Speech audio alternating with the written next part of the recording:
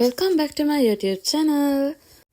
ඔන්න හරියට මාස දෙකක් තිබ්බ සමර් වැකේෂන් එකකින් පස්සේ යුනිවර්සිටි යන්න තමයි මම මේ ලෑස්ති වෙන්නේ. මම යූස් කරන්නේ මෙන්න මේ ෆිනෝ හෙයා ඔයිල් එක. මගේ කොණ්ඩේ සාමාන්‍යයෙන් ඉක්මනට අවුල් වෙන කොණ්ඩයක්. මම කරපු හෙයා ට්‍රීට්මන්ට් එකෙන් පස්සේ ඒ ගතිය චුට්ටක් අඩු වුණා. ඉතින් මම ඊට පස්සේ ඉඳලා මෙන්න මේ හෙයා ඔයිල් එක තමයි යූස් කරන්න පටන් ගත්තේ. දෙයක් තමයි මම එක එක විදිහේ හෙයාර් ස්ටයිල් දාන්න දන්න කෙනෙක් නන් නෙමෙයි. හරි ඒකෙන් වැඩක් නැහැ. මම ඕගොල්ලන්ට ඉතින් අද අපේ යුනිවර්සිටි එකේ පළවෙනි දවස කොහොමද ගෙවෙන්නේ කියලා වීඩියෝ එකකින් ගේන්න හිතුවා. ජපානි යුනිවර්සිටි යන්න ආස කෙනෙක්ට වැදගත් වෙයි කියලා හිතලා තමයි මම ගොඩක්ම යුනිවර්සිටි vlogs අරන් එන්න හිතුවේ. සමහර යුනිවර්සිටි එකකින් යුනිවර්සිටි එකට මේ දේවල් වෙනස් වෙන්න පුළුවන්. ඒත් මගේ අත්දැකීම් ඔයාලා එක්ක මේ විදිහට vlogs වලින් අරන් එන්න මට හිතුණා. මොකද ඒක දවසක මටත් මෙමරි එකක් විදිහට ඉතුරු වෙන නිසා. අන්න මං කලිනුත් කිව්වනේ මං ලොකුවට හෙයාර් ස්ටයිල් දාන්න දන්න කෙනෙක් නන් නෙමෙයි. ඉතින් මම මේ වීඩියෝ එක පොඩ්ඩක් ස්පීඩ් කරා. මොකද නිකන් කොණ්ඩේ මැද්දෙන් පීරලා දෙපැත්තට දාලා තමයි මම යන්නේ. ඔන්න කොණ්ඩේ නම් ෂේප් එකේ පීරගත්තා. ඊළඟට අපි පොඩි මේකප් එකක්. මේකප් එකක් කියවට මම මේකප් ඇත්තටම කරන්නේ නැහැ. හේතුව තමයි මම මේකප් කරන්න දන්නේ නැහැ. ඉතින් මම මස්කාරා එක තමයි යූස් කරන්නේ. මස්කාරා එකයි ලිප්ස්ටික් එකයි. දන්න විදිහට ඒකත් ගාගත්තා. මෙන්න මේ ලිප්ස්ටික් සෙට් එක මට දුන්නේ අක්කා gift එකක් විදිහට. ඒ කලර්ස් මට මැච් වෙයි කියලා හිතලා එයා අරගෙන. මට ගොඩක් ගැලපෙන්නේ රෝස පාටට හොරු පාටවල් රතු පාට වගේ ඒවා ලොකුවට මට මැච් වෙන්නේ නැහැ. ඉතින් අපි මෙන්න මේ කලර් එක try කරලා බලමු කොහොමද තියෙන්නේ කියලා. මේක මැට් කලර් එකක්. ඉතින් ඒක මට හිතෙනවා ඒක ලස්සනයි කියලා.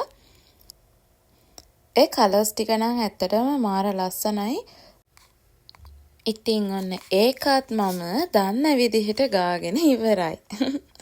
එහෙනම් අපි යන්න ලෑස්ති වෙමු. ඉතින් මම අද ඇඳලා යන්නේ ඩෙනිමයි ටී-ෂර්ට් එකයි සිම්පල් විදිහට. ඉතින් අපි කෑම ගොඩක් වෙලාවට අරන් යනවා. සමහර දවසට කැන්ටීන් එකෙන් කනවා. ඉතින් මම ලන්ච් බොක්ස් එක දැන් ලෑස්ති කරනවා කෑම ටික දාගන්න. මම කලින් හදාලා තියාගත්ත රයිස් එකක්. ඉතින් අද ගෙනියන්නේ රයිස්.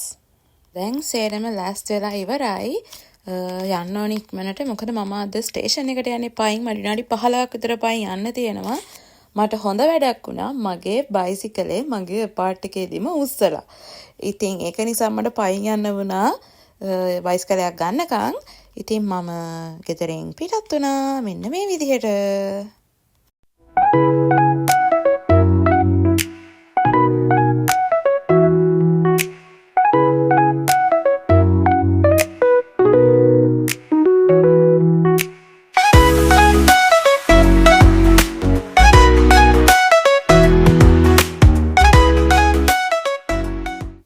මම ස්ටේෂන් එකට ආවා. ඉතින් දැන් මගේ ට්‍රේන් කාඩ් එක මම charge කරගන්නවා.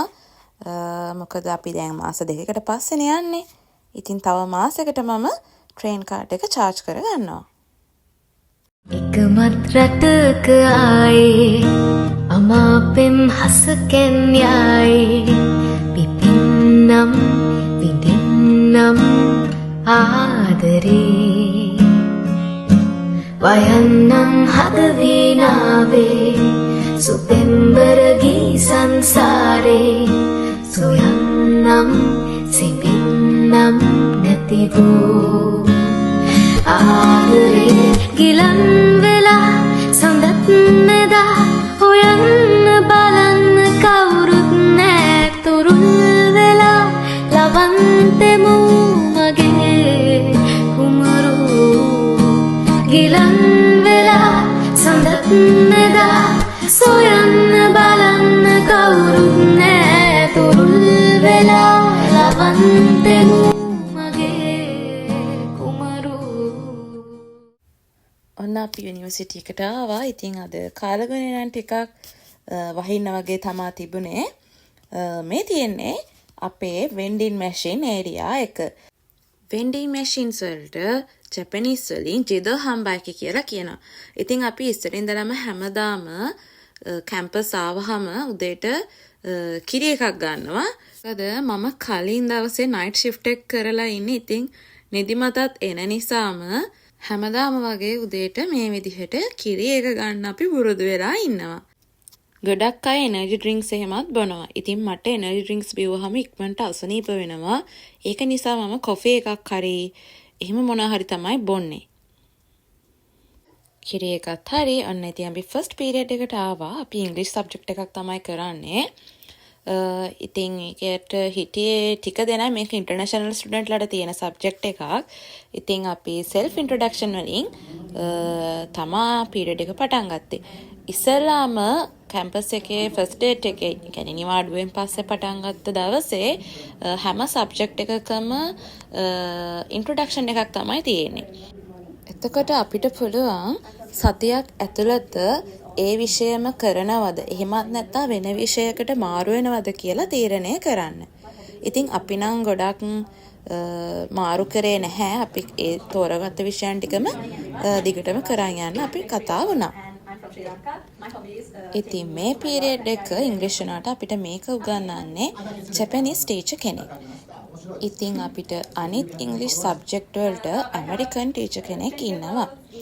දැන් නම් අපේ ඇත්තටම ඉංග්‍රීසි නම් චුට්ටක් දුර්වල වෙලා තියෙන්නේ. මොකද අවුරුදු කීපයක් එක දිගට ජපනීස් විතරක්ම භාවිතා වෙන රටක ජපන් විතරක් කතා කරලා ඒ ඉංග්‍රීසි දැනුම චුට්ටක් ඇත්තටම අඩු වෙලා තියෙන්නේ. මං හිතන්නේ ඒක මෙහි ඉන්න හැමෝටම සාමාන්‍යයෙන් වෙන දෙයක්. ඉතින් මේ තියෙන්නේ අපි ආසම ඔරේන්ජ් ජූස් එක. මේක ඉතින් ඇත්තටම අපි ඉඳලා හිටලා බොනවා. මේක ඇත්තටම මම නම් ගොඩක් ආසයි. ඒකේ ඔරිජිනල් දොඩම් රස එනවා. ඉතින් අපි ඒකත් අරගත්තා. ජූස් එකත් අරගෙන අපි ඊළඟට යන්නේ අපේ ඊළඟ පීරියඩ් එකට. අපිට ඊළඟට තියෙන්නේ ආයි කොරියන් සබ්ජෙක්ට් එකක්.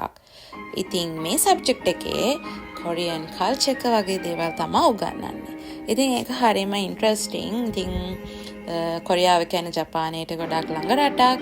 ඉතින් ගොඩක් අය රටට ආසයි. ඉතින් අපිත් ඒ නිසා ඒ සබ්ජෙක්ට් එක තෝරගත්තා. ඉතින් අන්න සබ්ජෙක්ට් 4ම අද අපිට තිබුණා. 4 මාට යුනිවර්සිටි ඉවර වෙලා අපි දැන් ගෙදර යන්න තමයි මේ ලෑස්ති වෙන්නේ. රැසිහිනයක් වාගේ ජීවිතේ මාගේ වේදනා පාවිලා මාගෙන් මිදුනේ අන්තයක් නොදුටු නිලහසේ පාවී කඩදාසියක් සියන්නම් සීමාමයින්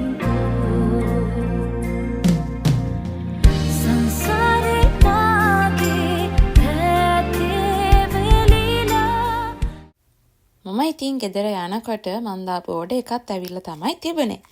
එහෙනම් ඊළඟ වීඩියෝ එකෙන් හම්බෙමු. බයි.